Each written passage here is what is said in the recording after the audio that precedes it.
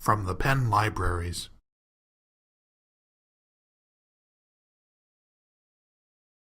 Our first speaker is Rebecca Halleck, who's a junior studying digital media design. She does research with the School of Design, and she TAs computer science classes. So, Rebecca. Hi, so I'm, as he said, a junior studying digital media design. And I'm not sure if any of you have heard of digital media design, but it's an interdisciplinary major in the School of Engineering that is both computer science and fine arts. So a lot of the things I do are computer science and fine arts because I love them both. So as he mentioned, I TA CIS 110, which is the Intro to Computer Science class at Penn, but I'm also involved in writing the curriculum for Fine Arts 264, which is art, design, and digital culture. And about 2 years ago, Professor David Comberg from the design school came to me and he wanted to learn to code. And together we worked, and I taught this programming language to him called processing. And have any of you heard of processing before? Okay, so a few of you. Yeah, so he came and he wanted to learn processing, and processing is a computer programming language that was created by the MIT Media Lab, and it is really a great tool for data visualization and for graphics, essentially.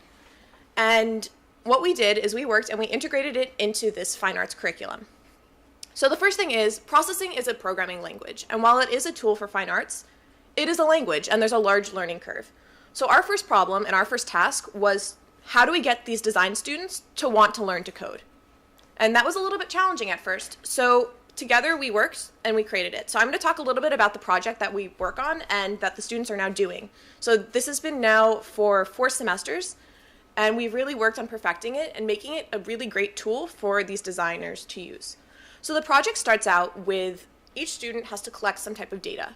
It could be how many hours a night they sleep, or what they travel, whether they use a car, whether they walk. So any data that they want to visually represent, they gather and they put into this Excel document. Now, without processing, without this computer programming language, if they wanted to represent this data, they would have to go and draw out the line in Illustrator or draw out the line in Photoshop, and really, it would take them a lot of time to accurately represent this data. But processing, what it does is it allows them to quickly generate these beautiful diagrams that represent the data. And then they could then use these diagrams, which I'm going to talk about in a moment. So once they have their data collected, they have to go and start using processing. And what we did to facilitate them learning processing is we have these weekend tutorials. So each of the students are required to come to classes that are taught by me, and I train a few other TAs to also teach the class. And in these tutorials, there's 2 of them, and actually they were last weekend and the previous weekend for this semester. And we go ahead and we start from the basics of computer science, so essentially how to run the program and what the basic structure of it means, to stuff like variables and what is a for loop. And we teach them, the complexity of what we teach them increases as we continue through the tutorials. And by the end, hopefully they feel comfortable with it. And the tutorials are taught in a way that's really interactive. So instead of me lecturing them, like this is what a variable is, we go together. So they're on their computers, they're typing, and they're experimenting, and we're there to help them and facilitate it. So once they have these tutorials, they then go to their classes and they start building their designs out of their data. And this is hard. So what we do is we have these tutorial instructors come to their classes and essentially help them with their projects. So if they want to create a pie chart, we will work with them and help them so that they have the tools they need to draw it out using processing. And they have about 2 weeks to do this project, and they really get involved in it. So in the beginning, it might seem scary to use this new technology, but at the end, they're like, I love it.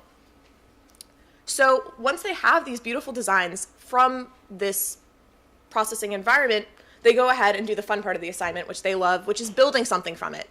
So they print it out on these giant papers, and they build artwork from it. They build wearables. So some people have made dresses out of their data. So they're technically wearing how often they sleep. Or they have a hat that represents what percentage of the time they're sitting down versus standing up. So what we have done in this class is we have integrated this new tool, which is processing and computer programming, into a fine arts curriculum where the students are kind of optimizing their time because they're creating this data and these data visualizations from these numbers that they couldn't do without processing. So they wouldn't be able to do all this numbers and accurately represent it without this computer programming tool. So that's essentially what I've been working on, and if you guys have any questions, you can ask me after.